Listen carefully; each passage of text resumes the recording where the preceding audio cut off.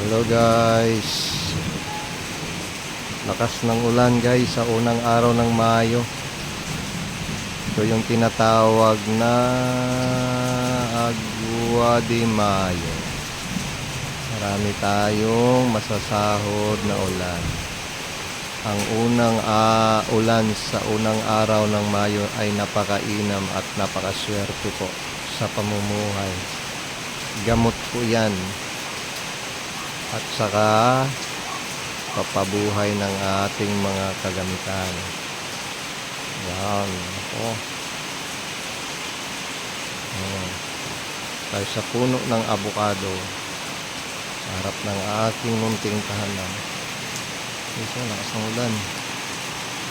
Labas. Yan. Ako yung nagsahod na nito guys ng mga tubig ng unang araw ng Mayo. Kaya swerte natin mga kapatid, no? At tayo ay inulan sa unang araw ng Mayo. Wow na wow talaga mga kapatid.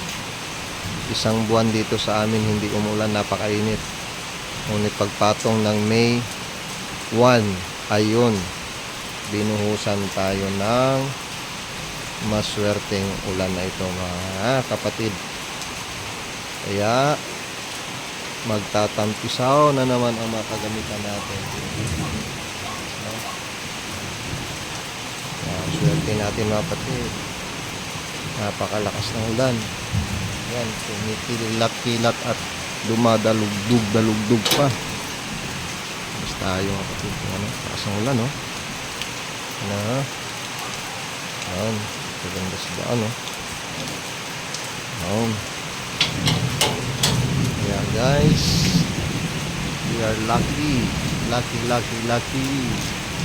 sa unang araw ng ulan ng Mayo.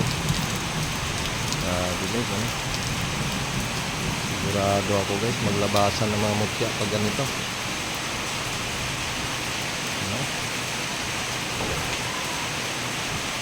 Ulan sa labas. Okay. Kumikilat-kilat pa.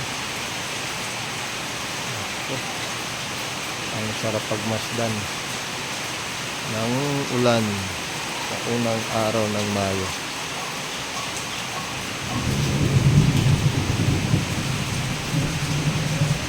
Yan, oh. Okay guys, yan lang. Wow, ganda ng kilat-kilat ah. Bigis, napakainit ngayon, umulan na ng matindi. Pag-ulan na siguro, no? Pero tayo ay nakapag-ipunan nito. Ito yung Agua de Mayo. Okay guys, bye bye. See you guys on my altar.